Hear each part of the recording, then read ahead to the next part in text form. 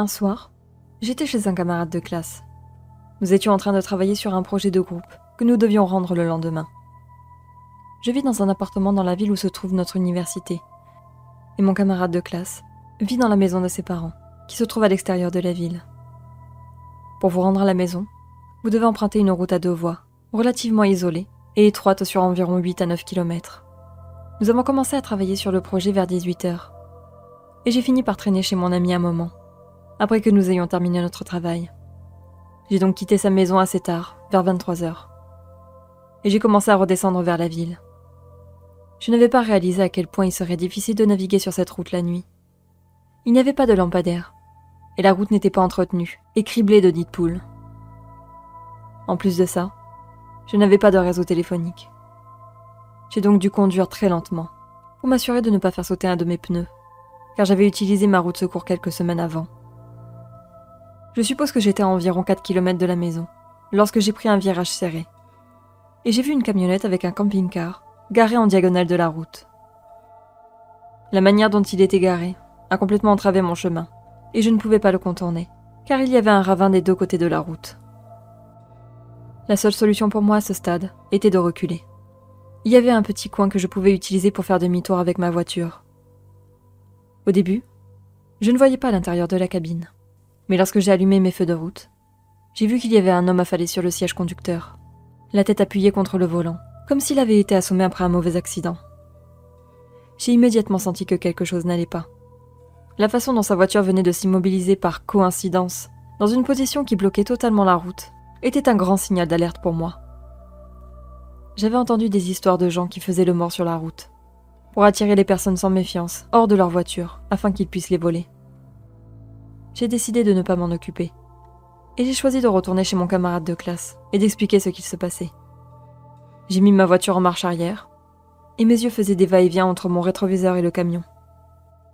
J'ai regardé, et j'ai vu que j'étais presque arrivée au point d'arrêt, où je pouvais faire demi-tour. Quand j'ai regardé en face de moi, mon cœur a raté environ 5 battements. L'homme qui était affalé sur le siège conducteur marchait maintenant vers ma voiture, à un rythme précipité, tandis que d'autres hommes sortaient du camping-car et commençaient à se diriger également vers moi. J'ai paniqué, et j'ai accéléré en marche arrière dans un nid de poule, ce qui a endommagé le pare-choc de ma voiture. Au moment où j'ai pu faire demi-tour, le gars était déjà à ma porte côté passager, en tirant la poignée qui, Dieu merci, était verrouillée. Je n'ai eu qu'un bref aperçu de lui, mais son visage semblait être recouvert de croûte, certainement dû à la méthamphétamine ou une sorte de toxicomane. J'ai accéléré, et je n'ai pas ralenti du tout, jusqu'à ce que j'atteigne la maison, vérifiant constamment dans mon rétroviseur pour voir s'ils me suivaient. Heureusement, ils ne m'ont pas suivi. Quand je suis arrivée à la maison, j'ai expliqué à mon ami ce qui s'était passé. Et nous avons appelé la police. J'étais reconnaissant que les parents de mon ami aient eu la gentillesse de me laisser passer la nuit chez eux.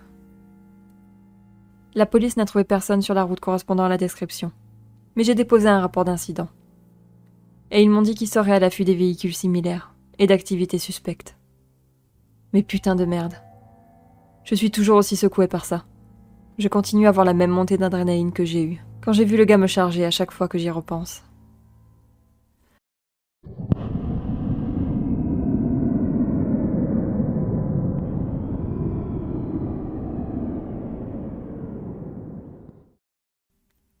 J'avais 13 ans à l'époque, maintenant j'en ai 22. Nous étions en vacances avec mes parents en Turquie.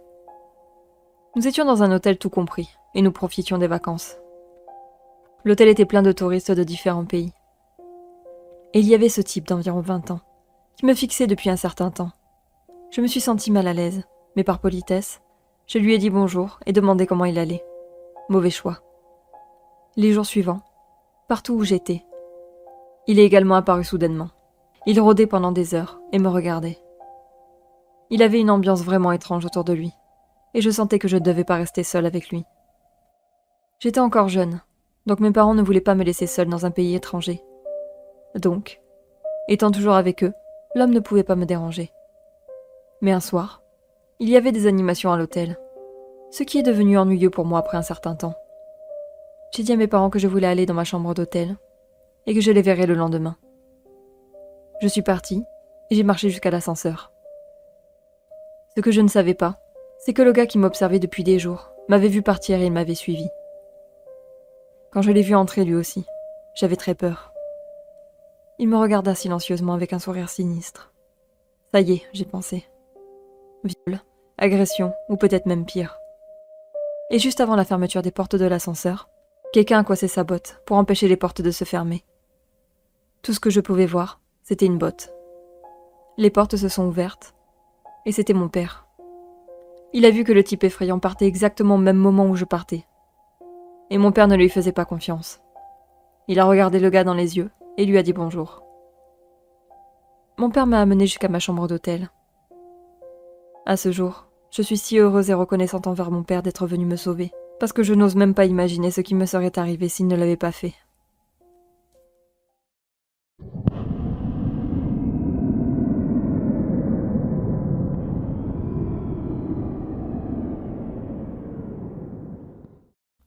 Mon histoire s'est passée en 2013, et j'avais 17 ans. Ma famille voulait acheter une maison, et le propriétaire s'est présenté, et a parlé avec mes parents. Il avait l'air d'être un homme plus âgé et gentil. Il a construit la maison lui-même. C'est une jolie maison à 2 étages, donnant sur une petite rivière. Quoi qu'il en soit, je me tenais en retrait, en regardant tout le monde parler. Et pendant que le propriétaire parlait et riait, il y a eu une pause dans la conversation, où il s'est détourné de mes parents, et son expression a changé complètement et instantanément de heureux à la grimace la plus sinistre et haineuse que je n'ai jamais vue. Je ne pense pas qu'il m'ait remarqué en train de le regarder. J'étais en train de regarder mon téléphone, alors j'avais la tête baissée. Dès qu'il se retourna, il redevint instantanément souriant. C'était tellement effrayant, et honnêtement, je me sentais malade. Je l'ai dit à ma mère, qui a dit que c'était bizarre, mais peut-être qu'il était juste maladroit. Du coup, mes parents ont acheté la maison. Nous avons emménagé, et le week-end suivant, ma famille est allée à l'église, mais je n'avais pas envie d'y aller. Alors ils m'ont laissé à la maison. C'est donc dimanche matin vers 11h que j'ai entendu des bruits très forts dehors. Le bruit venait du côté de la maison. J'étais de l'autre côté, au 2e étage. Honnêtement, j'ai pensé que c'était peut-être le vent, car il faisait orageux ce jour-là. Et je n'y ai pas beaucoup prêté attention. Le bruit s'est arrêté après environ 5 minutes. Mais 10 minutes plus tard, j'entends marcher en bas. Les chaises bougent. Ouverture des armoires de cuisine et ouverture du réfrigérateur. Je vais immédiatement verrouiller ma porte discrètement, attrape ma balle de baseball et appelle le 911. Pendant que je leur donne mon adresse, j'envoie un texto à ma mère et lui dis que quelqu'un est entré dans la maison et que j'ai appelé le 911. L'opérateur du 911 a dit que quelqu'un était à 10 minutes. Je lui dis que j'entendais pas marcher vers les escaliers. La maison est si petite que je pouvais savoir où il se trouvait dans la maison. Ma mère m'a répondu qu'elle était en route. Elle est à environ 30 minutes de route. Voici donc une fille de 17 ans, 1m58, 45 kilos, accroupie dans sa chambre, sachant très bien que s'il entrait, il me dominerait et prendrait la batte. J'étais foutrement terrifiée.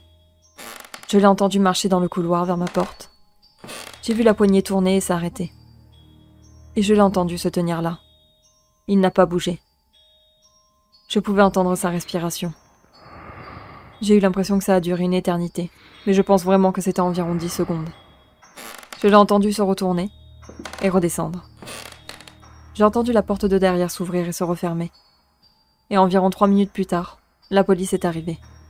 L'opérateur du 911 m'a demandé si je pouvais les laisser entrer ou s'il devait forcer la porte d'entrée. Je savais qu'il était parti, alors je suis descendue et je les ai laissés entrer. Il n'y avait personne. Aucun signe d'effraction. Rien. Quand ma mère est arrivée, elle a regardé mon beau-père et lui a demandé s'il avait changé les serrures. Il ne l'avait pas fait. Je pense que la partie la plus effrayante, et ce qui a vraiment validé mon histoire, était que ma mère venait de passer l'aspirateur dans le couloir, et il y avait des empreintes de chaussures qui étaient plus grandes que n'importe qui dans notre maison. Et la police n'était pas passée par là. Il s'était arrêté juste devant la porte d'entrée. L'ancien propriétaire est mort environ 1 an plus tard. Quoi qu'il en soit, n'oubliez pas de changer vos serrures.